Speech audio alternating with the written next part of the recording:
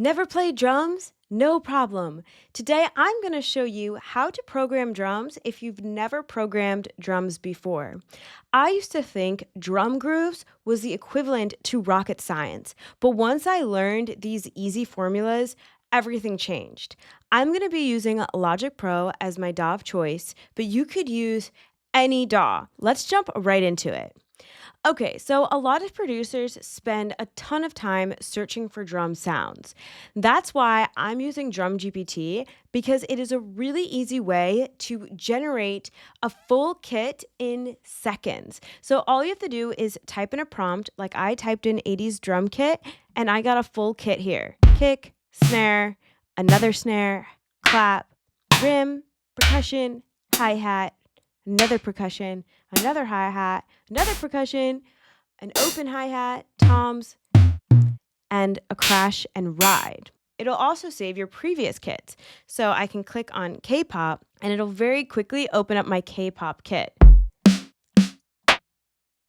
If you don't know what to put in here, they will give you some new ideas and you can also generate even more ideas. So this is a super awesome tool that you can use as a plugin in your DAW, or you could access it in a web browser at fadr.com, create your free account, go over to Drum GPT, and then you have your kits saved here, or you can search for new kits. So I can actually play this out on my typing keyboard.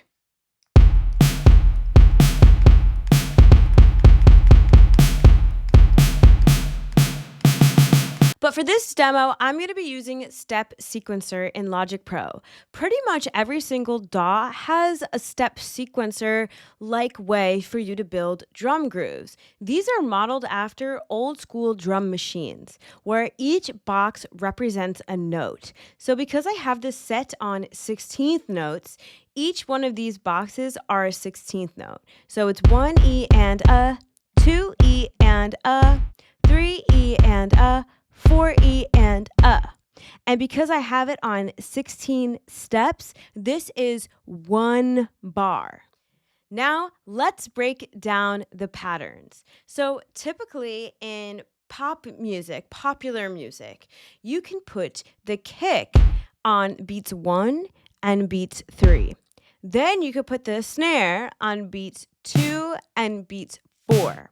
And you can have the hi-hat on the 8th notes, which is basically every other box. So I would go like this, 1 and 2 and 3 and 4 and.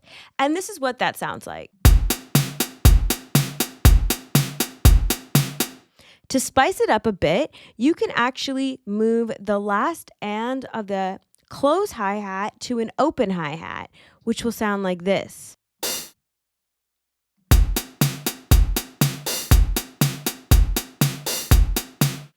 Okay, to make it even groovier, you can actually put the kick on every beat, so it'll sound like this.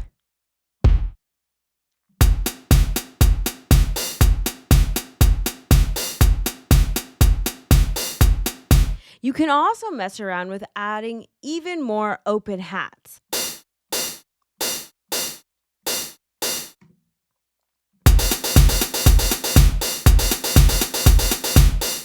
Or you can mess around with more close hats.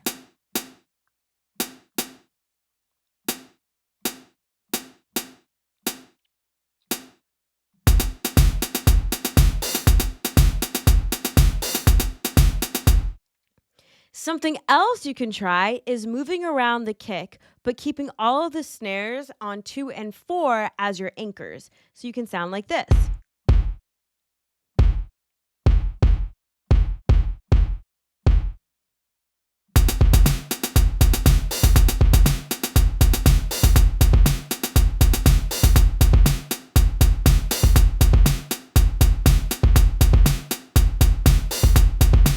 Or you can keep the kick on beats 1 and 3 and maybe shuffle around the snare.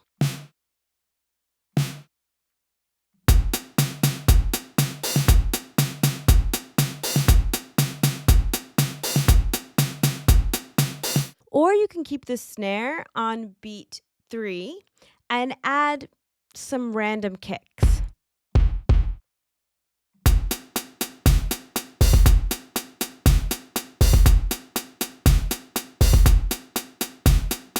You can add a drum fill at the end with some toms and some percussion like this.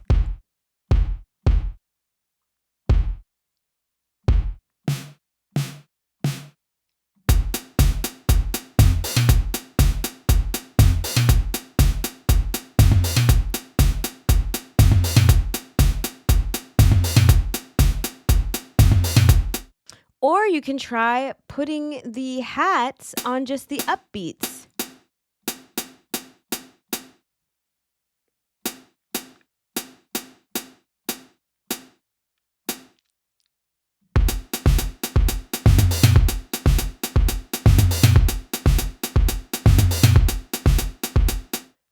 And then you can just let your ideas run wild. Like, I'm just going to come up with a random groove.